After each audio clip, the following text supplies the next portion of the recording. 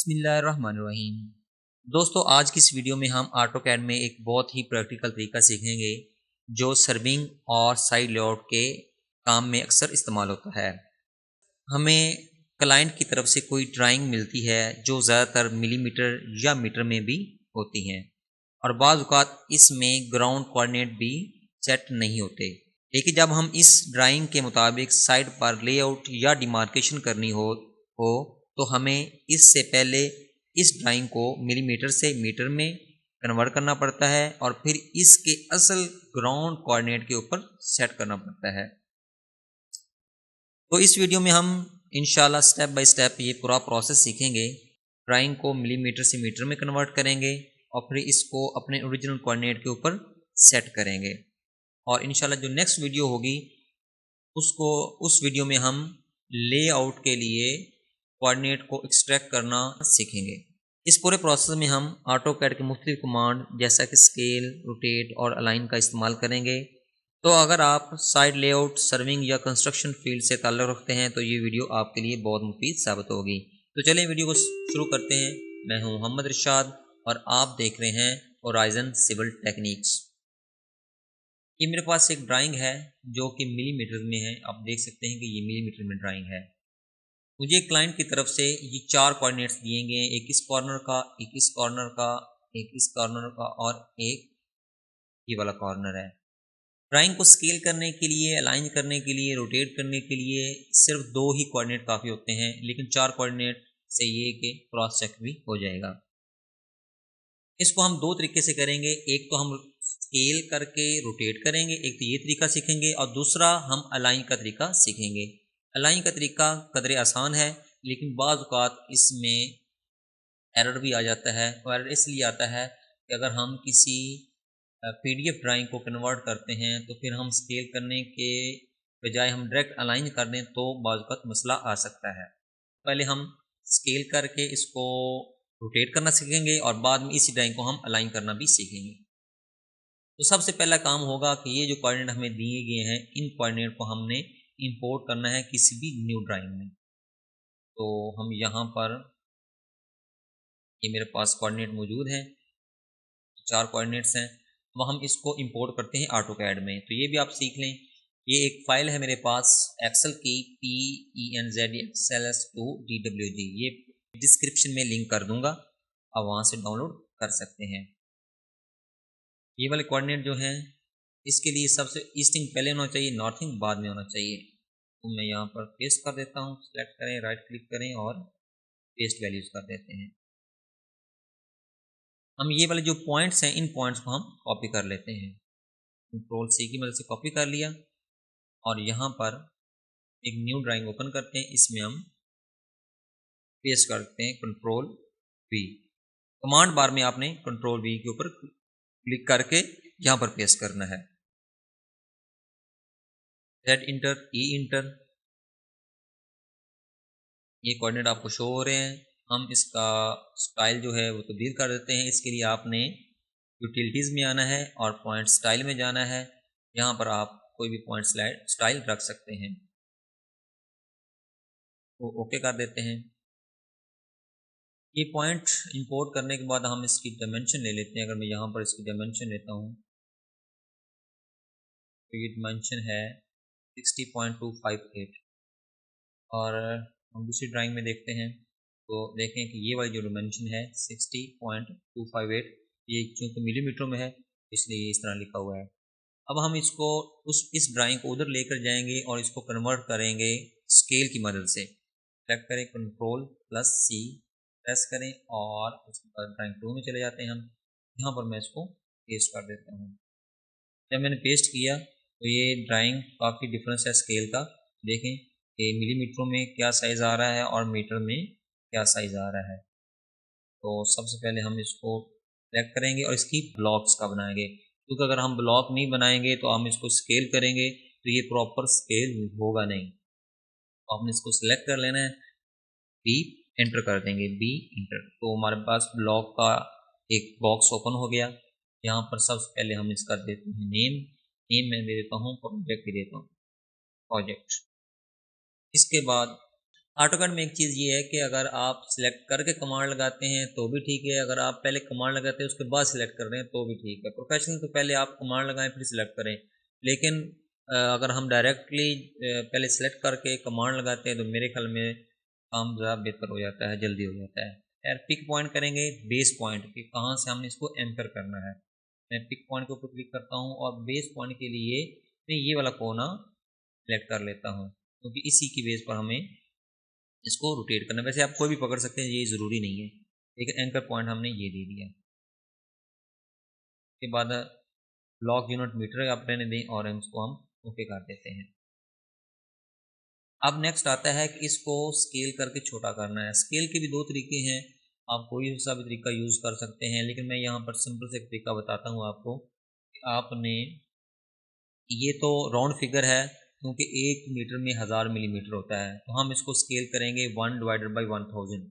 लेकिन अगर आपके पास इस तरह का सीन नहीं है तो आप ये भी कर सकते हैं कि आप किसी भी पैमाइश को, जो उसकी एक्चुअल पैमाइश है, जैसे इसकी एक्चुअल पैमाइश है मीटरों में 60.258, तो आप उसको डायरेक्ट डिवाइड कर लें तो आपको जो जवाब आया आप वो भी लिख सकते हैं। इसके अलावा स्केल के और भी मेथड होते हैं, लेकिन हम यहाँ पर फिर एक ही मेथड को डिस्कस करेंगे कि जो मिलीमीटर से मीटर में ड्राइंग लेके आने के लिए है। हम कोई और मेथड फिलहाल यहाँ पे यूज़ नहीं करेंगे। स्केल का एक अलग मेथड है, वो स्केल फ्रॉम रेफरेंस भी हो जाता है, रेफरेंस का भी एक तरीका है। खैर हम इसको सिलेक्ट हमने कर लिया, ये अभी हमारा ब्लॉक बन गया। अब ब्लॉक इसको स्केल करेंगे, इसके लिए आप एस सी स्केल सेलेक्ट करेंगे, सेलेक्ट ऑब्जेक्ट करेंगे, ये हमारा ऑब्जेक्ट है, इसको हमने सेलेक्ट कर लिया। अगेन इंटर करेंगे। इसके बाद पूछ रहे हैं बेस पॉइंट, तो बेस पॉइंट मेरा ये वाली हम बेस पॉइंट दे देते हैं और यहाँ पर हम लिख देंगे कमांड बार में नीचे हम लिख देंगे, मैं अगर आपको दिखा सकूँ जूम इन करके, यहाँ पर लिख देंगे हम 1/1000, 1/1000, ये देखें 1/1000 ये लिखें और जस्ट इंटर कर दें। जब आप इंटर करेंगे तो आपका जो स्केल है वो मीटर में कन्वर्ट हो जाएगा। इंटर किया, देखें ड्राइंग बहुत ही छोटी हो गई है, उसकी वजह ये है कि स्केल काफ़ी बड़ा था। ये मेरे पास यहाँ पे ड्राइंग पड़ी है और जो मेरे ओरिजिनल कोऑर्डिनेट हैं वो यहाँ पर पड़े हैं, ये वाले। रीजनरेट के लिए आप आर ही इंटर करेंगे। अच्छा खैर हम उस ड्राइंग को सेलेक्ट करके मूव करेंगे। मूव के लिए कमांड का एम इंटर करेंगे और इसको यूँ पकड़ के इसके करीब ला के रख देंगे यहाँ पर, तो यहाँ ये आ गया। इसके बाद आपने क्या करना है कि इसको अब हम करेंगे रोटेट करके इसके ऊपर बैठाएंगे। फिर ये वाली जो लाइन है, ये वाली लाइन इसके ऊपर आनी चाहिए, इन दो पॉइंट्स के ऊपर आनी चाहिए। फिर क्रॉस में हम ये वाला पॉइंट चेक कर लेंगे, ये वाला और ये वाले पॉइंट को चेक किया जा सकता है। तो हम क्या करेंगे, उसको सिलेक्ट करेंगे। सबसे पहले हमने बेस पॉइंट के ऊपर इसको ला के सेट करना है, उसके लिए मूव की कमांड का इस्तेमाल करेंगे। यहाँ से इसको पकड़ेंगे और इसको यहाँ पे ला के छोड़ देंगे क्लिक की मदद से। इसके बाद हम इसको रोटेट करते हैं। तो रोटेट करने के लिए हम रोटेट की कमांड इस्तेमाल करेंगे। उससे पहले आप ऑब्जेक्ट को सिलेक्ट कर लें या बाद में भी सिलेक्ट कर सकते हैं। अब हम इसको सिलेक्ट करेंगे, रोटेट कमांड देंगे, RO इंटर और बेस पॉइंट देंगे। बेस पॉइंट मेरा ये वाला है, तो इसके लिए हम एक कमांड यूज़ करते हैं रेफरेंस। नीचे आप दे भी सकते हैं कमांड बार में, यहाँ पर एक लिखा हुआ है रेफरेंस, ये वाला। तो हम रेफरेंस के लिए R को प्रेस करेंगे। रेफरेंस के लिए हम R यहाँ पर कमांड बार में प्रेस करते हैं, R एंटर।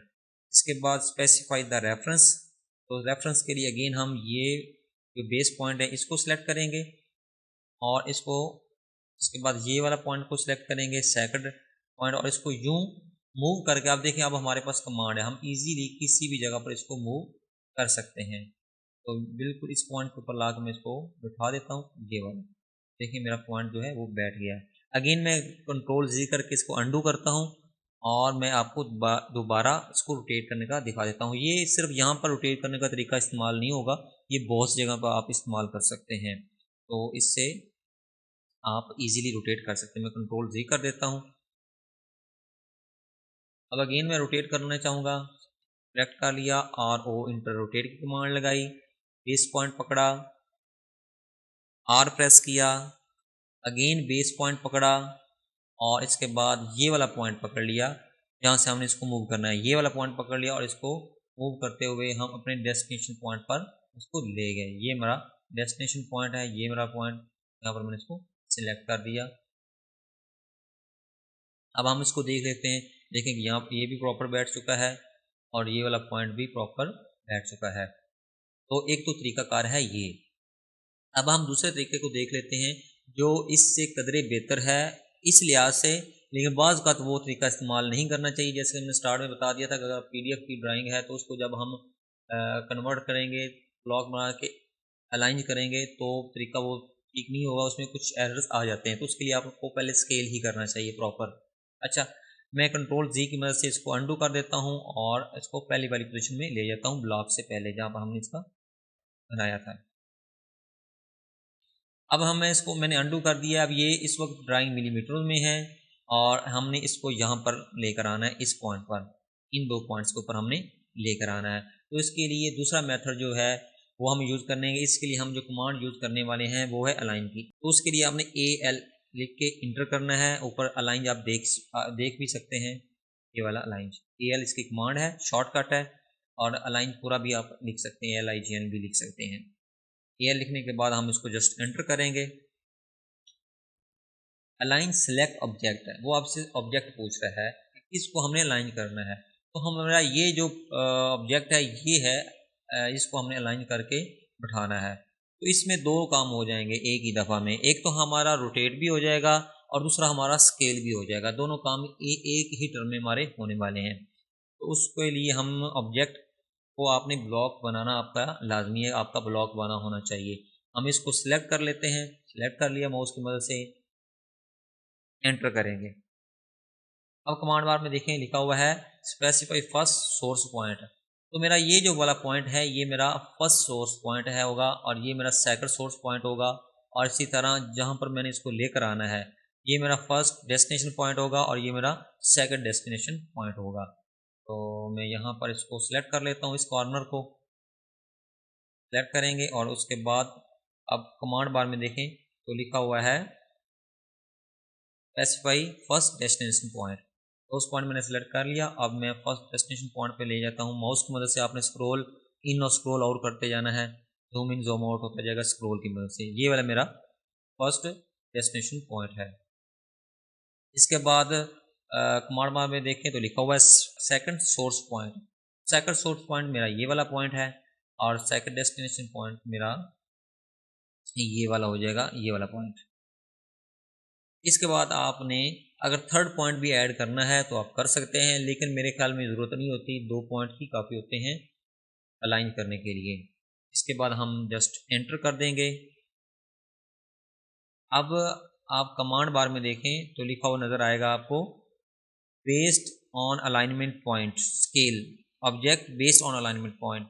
अगर आप इसको स्केल नहीं करना चाहते हैं, जस्ट इसको रोटेट करना चाहते हैं तो आप नो प्रेस करेंगे, लेकिन अगर आप साथ स्केल भी करना चाहते हैं तो आप वाई प्रेस करेंगे।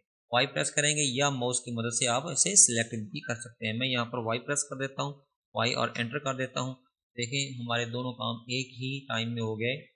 एक तो हमारा अलाइन हो गया, सॉरी, एक तो हमारा रोटेट भी होगा, दूसरा स्केल भी होगा। अब हम यहाँ पर मैं कोई नुमाइश लेकर आपको दिखाता हूँ। डायमेंशन स्टाइल हम सेलेक्ट कर लेते हैं, स्टैंडर्ड ही रख लेते हैं। डिस्टेंस चेक कर लेते हैं क्या कि ये ओके हुआ है या नहीं है। जैसे कि मैं इस पॉइंट को ही चेक कर लेता हूँ। यहाँ इस ग्रिड से लेकर इस ग्रिड तक मेरा 7.315 होना चाहिए। तो देखें कि यहाँ पर 7.315 ही है। अच्छा, इसमें अगर हम इसको अभी ब्लॉक को एक्सप्लोर करेंगे ना तो इसकी जो डायमेंशन स्टाइल है ना वो आपको तब्दील करनी पड़ेगी टोटली। तो होगा क्या कि जितनी भी डायमेंशन होगी, क्योंकि वो मिलीमीटर के हिसाब से बनी है, तो अब हमने इसको मीटर में कन्वर्ट कर दिया है। तो अगर हम इसको करेंगे एक्सप्लोर करेंगे तो हमें बहुत सी इसमें चेंजिंग करनी पड़ेगी। फिलहाल तो यहाँ पर हम इसलिए इसको एक्सप्लोर नहीं करेंगे क्योंकि ये हमारा पर्पज़ होगा इसको लेआउट करने के लिए। अब इस पॉइंट तो अब ये कि आपकी ड्राइंग आपके ओरिजिनल कोऑर्डिनेट के ऊपर सेट हो चुकी है। अब आप मुख्तलिफ टूल्स हैं या लिप्स हैं उसकी मदद से आप इसके पॉइंट को, इनके पॉइंट्स को आप एक्सपोर्ट कर सकते हैं, या आप ID की कमांड से या CD की कमांड से, मुख्तलिफ फाइलें भी हैं उसकी मदद से आप अपने पॉइंट्स को एक्सपोर्ट कर सकते हैं, या आप GPS में डायरेक्ट इस फाइल को भी एक्सपोर्ट कर सकते हैं। तो इंशाल्लाह नेक्स्ट वीडियो में हम एक लिस्ट कमांड का यूज़ करके यहाँ पर इसके कोऑर्डिनेट को एक्सपोर्ट करना भी सीखेंगे। तो आज की वीडियो के लिए इतना। अगर वीडियो अच्छी लगे तो वीडियो को ज़रूर लाइक करें और अब कमेंट सेक्शन में अपनी आरा से ज़रूर आगाह करें।